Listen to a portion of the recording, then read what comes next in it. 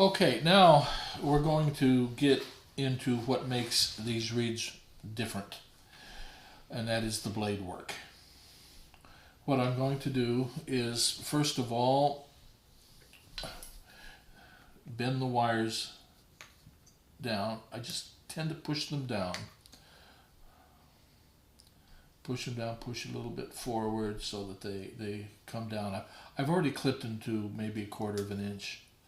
I'm going to tighten that one just a bit more. I always like to cross-cut my wires so when I bend them down, it doesn't leave a point up to catch your lip on, anything like that. Generally, lip doesn't go, up that high. But I can tell you, as a growing kid, I did some dumb things in my life, and so. The next thing is reaming. Now I mentioned before the tube is a certain size that I've determined, so I don't have to do a lot of reaming. And this is, again, for my vocals. I know this reed will fit on my vocal, but the problem is that it's going to get wet and it's going to swell. And I just like to kind of go in and slightly ream a little bit. This is a Chrisley breamer.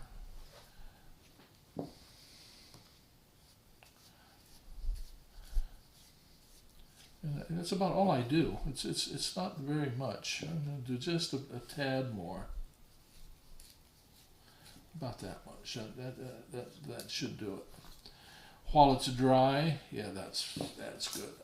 Yeah, right. I kind of go in and just kind of clean the sides just to make sure there's no hanging threads in there. And this is ready to soak. I don't like to manipulate the blade of the reed unless it's really wet. I tend to just kind of dip the butt end of the reed in the water, then I just kind of soak the blade. This is a little top of a soap container we got from Costco. Top of a Tide laundry detergent. And, you can start working on it. Clipping the tip is going to be the first thing. Traditionally, a cutting block and a razor blade. I used to always take them and go bang, like that, and cut the tips. Now they have some really neat little cutting tools and things. This is a Popkin tip cutter. If that can angle so that it's, something like that-ish. Yep. It works very well. They're not made anymore, so if you might find one at a convention or something, eBay. The cup is blocking it, so we slide the cup down there. Okay, I have set pencil marks. One here for the collar and also one for the tip of the reed, so that I can get a kind of an idea of where I want to clip the tip. The newer ones have a little scale in here that you can use. If your cane is harder, you might want to leave your blade a little longer. If it's softer, you might want to cut it a little shorter. I cut at approximately 26.5 to 27 millimeters from the collar to the tip of the reed. I don't measure from the wires. So that would also be the same distance from the base then, because that'll always be the same, right? The collar will always be the same Yes, distance? yeah, well, yeah. Mm-hmm. Okay. Yeah, if you're consistent, yeah. You can get your own measurements, but sometimes people do adjust the tube distance. The reason I have the collar where it is because of the belly of the reed. Now the next thing is to put the little corners of the reed in. Now, when you first see me put these in, you're going to say, my gosh, that looks like an awful lot. The most important thing is you're kind of consistent. But the next thing that I do is to help increase the bottle shape. I bring my nail file in and I hold it parallel and I just cut a little, or sand a little off the sides, and that brings the shape in a little bit here, and that gives me my length of blade. Now the important thing is to keep whenever you're manipulating the tip of the reed, keep it wet, because now those of you who are familiar with David McGill out of the Chicago Symphony, currently now retired, know his reed style is quite unique. So this is what makes it unique right now. Now, putting this tip in, I tried various ways of doing it for many years, and I finally just got to a point that I had to do something, because it was just too difficult to turn out any mass quantity of reeds and not have disastrous effects. I'm just not that patient. So I made myself a little jig to put in these points. Now I have little lines in here for guiding the reed in the center and up high. I'm blocked on that. Okay, and these bearings are movable, so you can change your file cut. I want to make sure that that is absolutely correct. It is. Now, I use, these are pillar files. A pillar file is parallel and straight. There are no file marks on the side, only on the top and bottom. This is a zero cut, and as you see, it fits right in between the bearings.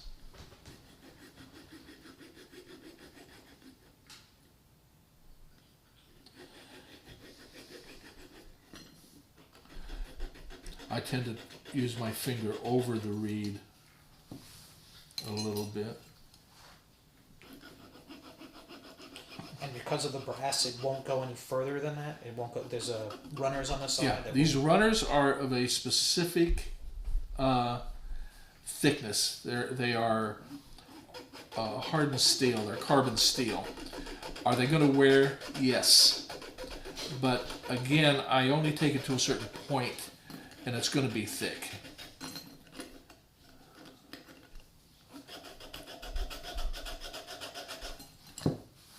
But I don't know if you can see in there that the tip is starting to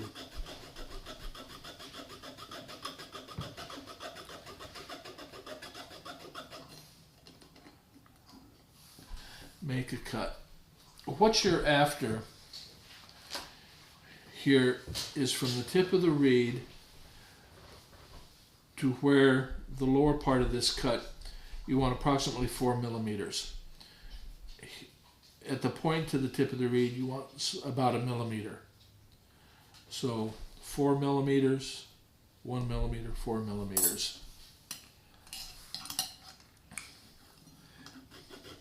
Now, you can vary that. I've had a lot of fun with experimenting, and actually, to be honest, I probably use a little more than this. I might go back maybe 4.5.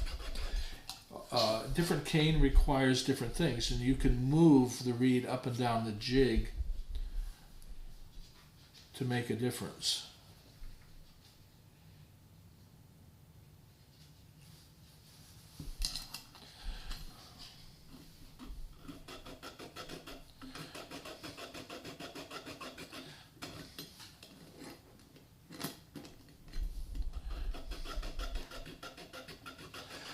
Now also, the tongue part that holds the reed, you can see these little set screws. They come off, and you can put paper in between to adjust the height, to do a very, very fine movement to really get this cut to be pretty close to where you want it. The question is how thick do you want these? Everything I'm going to be talking about is in hundredths of a millimeter. So we're going to work this to where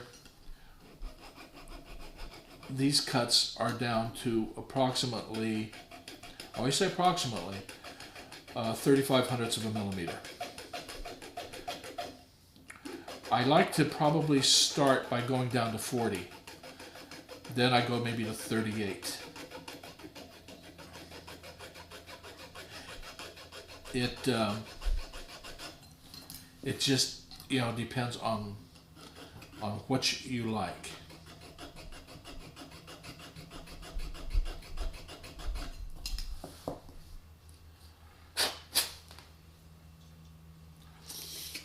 Now, the only way to really check this is right now we're below 45 there. They're all going to be a little different. But you always take the lowest. We're about 40 there. Very thick over here. That didn't come down much at all. And we're about 40 there. So I do have to do a little bit of work on the right side of this one.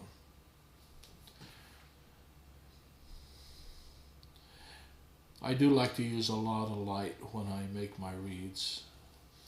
But because of filming issues, I don't have that much light, but I get enough reflected light here to do what I need to do. There, so that's down a little. As long as I'm here, heck, let's do that's. I can already feel that it's on the metal there. Here, yeah, it's about there now. It feels pretty good. Symmetry is incredibly important in these reeds.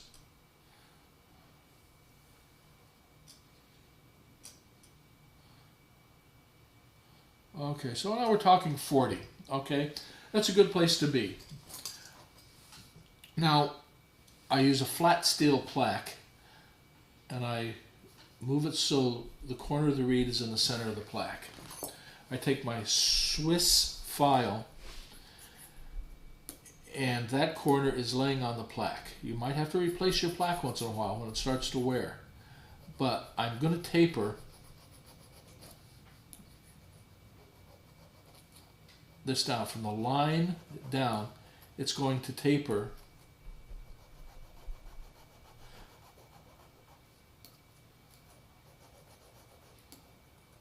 and eventually it should just lie flat.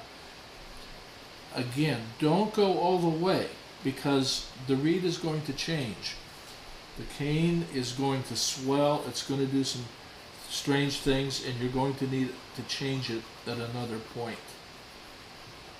If you noticed, I turned the file around and grabbed the file end because when I cut, I want to be going into the center of the reed. If I cut off the reed, I'm liable to take the corner or shred the side of the reed, and we don't want that. I am tapering this from this area down this way. This is going to be somewhere around 35. This is going to be somewhere, 25 or a little less.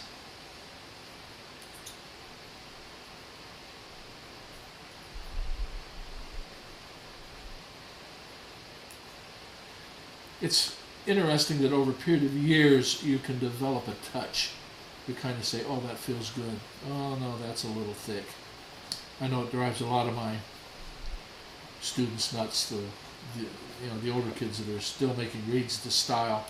I don't encourage anyone to make reeds a certain way as long as they work and you get the results you're after. But I will say that to me this style of reed is so phenomenal in what it does. It's very difficult to make.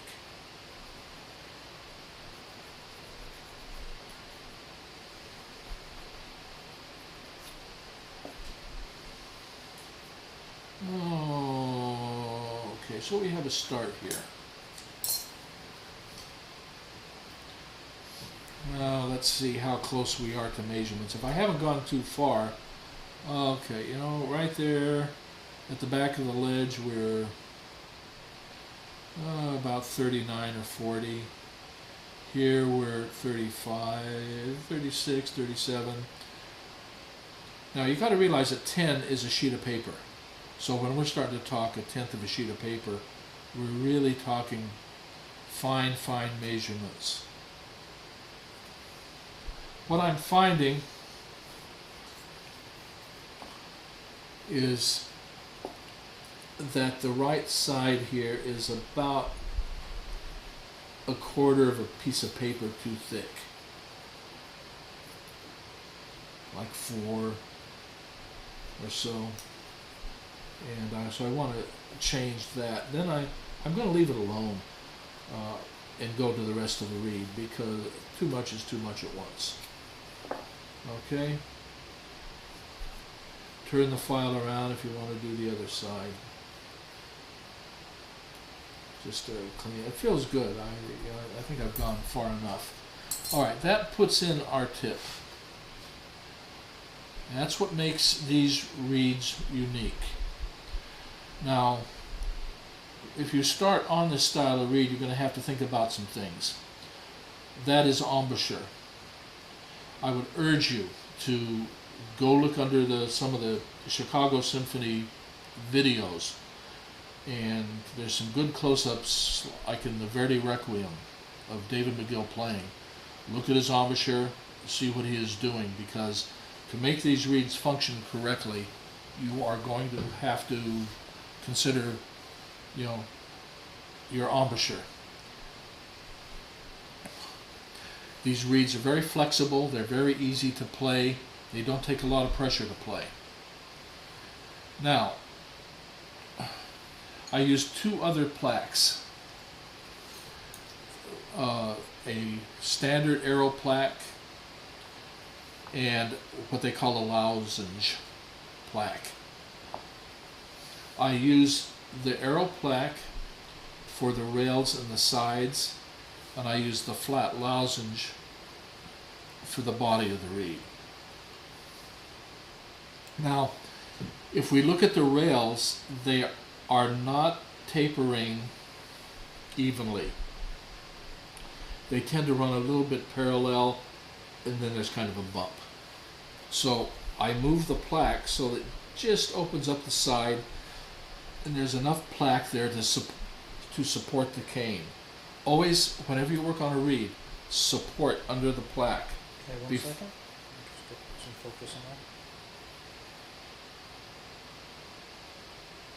Okay.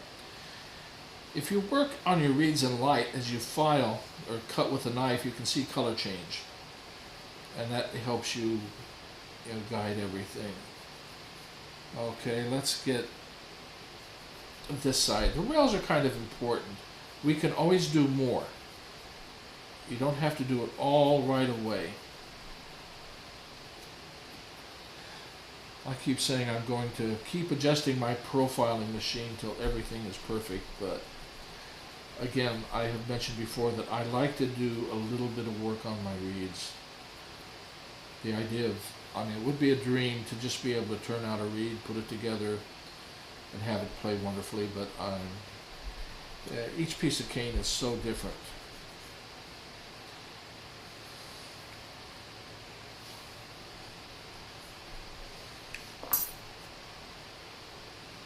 Okay, now what I start doing is I start pinching the reed up and down the sides. What I'm after, I use my left hand, my right hand, is feeling which sides are stronger. The whole idea of reed making is to balance the sides. Now, I'm going to refer to this as the top of the diamond. If you can imagine a line here and a line here, then we do have a diamond. The back sides of these lines are what I call the front windows, and back here are your back windows. A lot of times people compare this reed to an oboe reed. However, I do not find that the windows are as dramatic as in an oboe reed. But when you work on the reed, you want to, when you work on the left side, you want your knife parallel to the line on the right side. You can drop it down a little bit so we can see above it. Yeah, it's more like that. Yeah. And what I'm doing is slowly tapering. You'll notice I'm not touching anything in the center, but I'm taking it down. I can't really see it. Yeah, some more. Yeah. And when I work on this side, I'm parallel to that line there, and I'm coming into the diamond and I'm lifting up. So I'm leaving this glob of cane.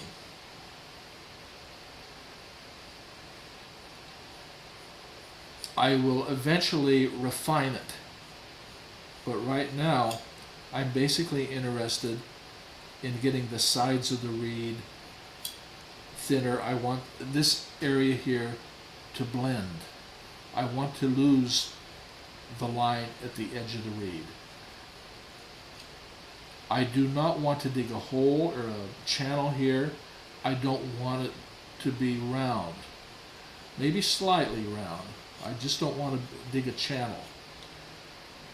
You don't want the sides of the reed collapsing, because that's what opens up the reed. This is the biggest error I see in reed making, are sides that collapse, that don't bring the tip of the reed back open.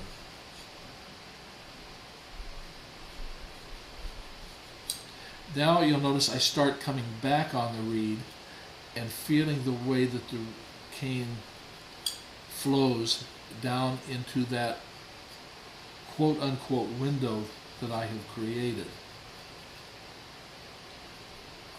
The way this came off my profiling machine is this is a little thinner, this is a little thicker. That's okay, I can feel it, I can even it out. I go back and I do the same thing here.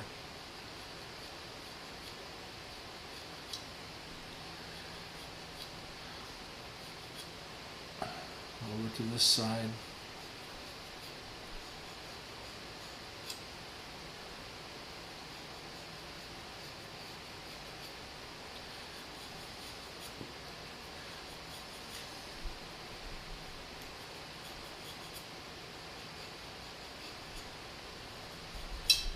Back over here. In the back, you want to make sure that your center spine is balanced. Don't get either of the two sides too thin. The reed is starting to dry out a little bit, so let's wet a little bit and do an overall checking of where we're at. This is a good time.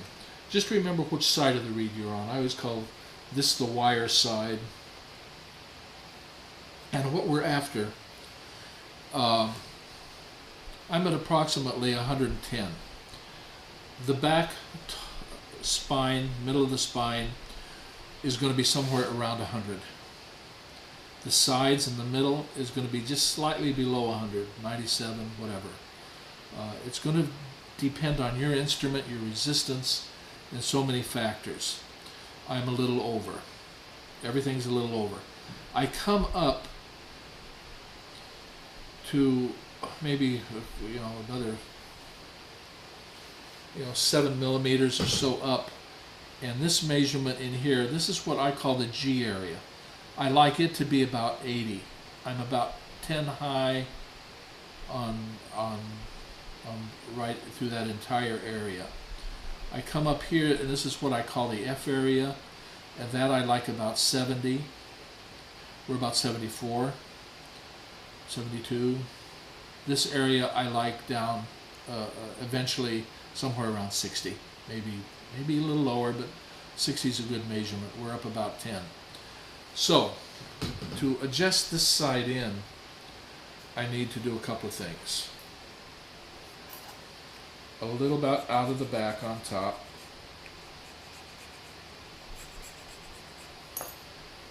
And just a little bit out of the back, right off there. I have to dig in and get that down. Dig in at the collar and get that out of there.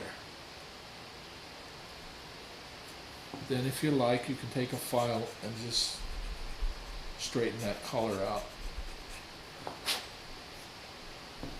So that should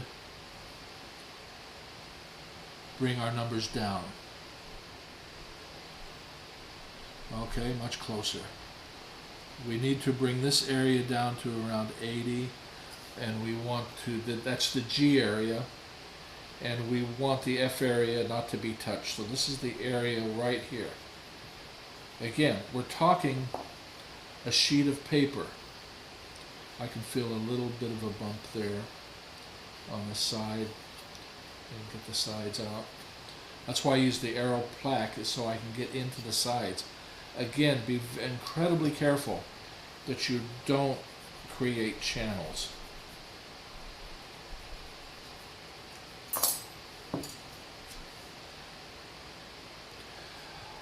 I don't get into real specific measurements here. I dropped down to about 84. We're down to 80. We're a little heavy on the right side still.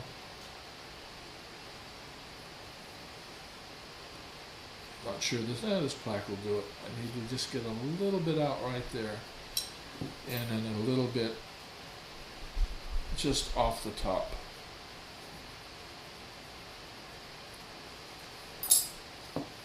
See if that got us down to 80.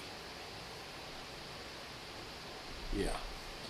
So we're down to a little over 70 and 60. So what I can do now,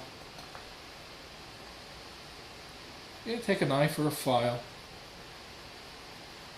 One thing, when you work with a knife, make sure that you don't scallop a reed. Make sure that you are making nice straight cuts. You can, if you want to dig holes, do it deliberately. Don't do it because it just happens. Okay, we're still a little heavy in this area, but that's okay. I don't do a heck of a lot of measuring out here. You know, sometimes I just check it, but as far as numbers, I don't rely that much. Now, what we need to do is check this side out, and obviously being off the same, profiling machine, it should be about the same. I like to check just to make sure. Okay, this is the reed we've been working on through the magic of video. I've kind of worked on the second half, so you didn't have to sit and watch it. But what I want you to look at is the tip of the reed. It should be symmetrical. This is a brand new reed, so it's going to have issues. But when we close the reed, coming down the center, the reed should close from the sides in. You need to keep the sides, it's a little strong because they are going to collapse because they are thinner. So you have to anticipate what the reed is going to do. When you're checking the reed, you want to pinch the sides. You want to turn it over and pinch the sides. See if they feel the same up and down. I can feel differences here, but I'm not going to worry about them yet. It'll be a continual work in art, work of art, shall we say. But the important thing now, what I wanted to do was, since this has been made by numbers, it's kind of like, you used to buy the little painting sets and we paint by numbers and get the Mona Lisa. This is kind of like the Mona Lisa, but just a little different category. So I want to put this on an instrument and just to see how it plays, to see what it does, to see what the potential is. We're going to take this reed. It hasn't been played yet, it hasn't been crowed on, anything. It's very vibrant. It gets a low crow, gets a high crow. I'm really not interested at this point in getting that crow and deciding what pitch it is. These reeds vibrate so differently that I'm not sure how effective that is. If I put the reed on the bocal, it goes on, but not too far. I like to have my reeds a little more secure and have them go on a little further so they don't fall off at an opportune time. But to just get an idea of what this reed plays like.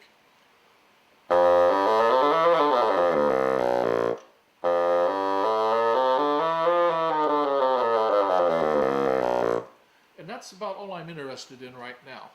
If I want to go higher, it's got a pretty good high end for a brand new reed that's never been played on. The other things that I listen for, this is going to be another video at some point of how and why I voice the reeds the way I do and why I carve them. That's going to be a little more for the advanced reed maker. But if I play an F scale,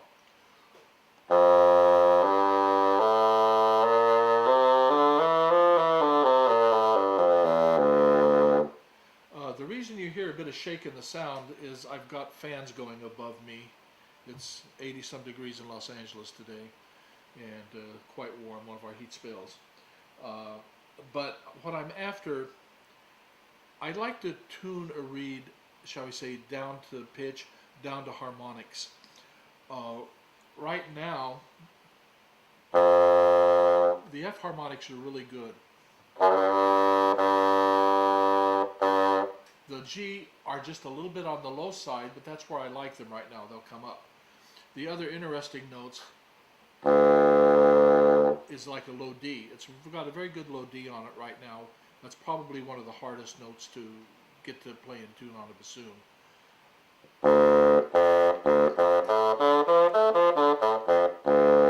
To be able to hit a low D solid all the time is a luxury. F sharps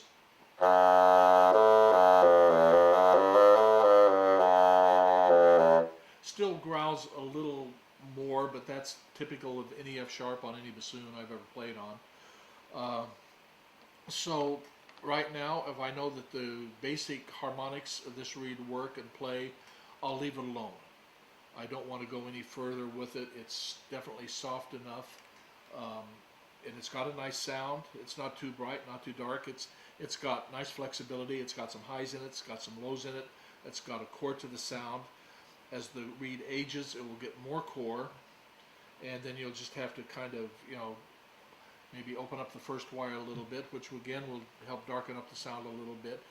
Again, this whole idea of brightness and darkness, I don't know what the answer is because everyone wants something different.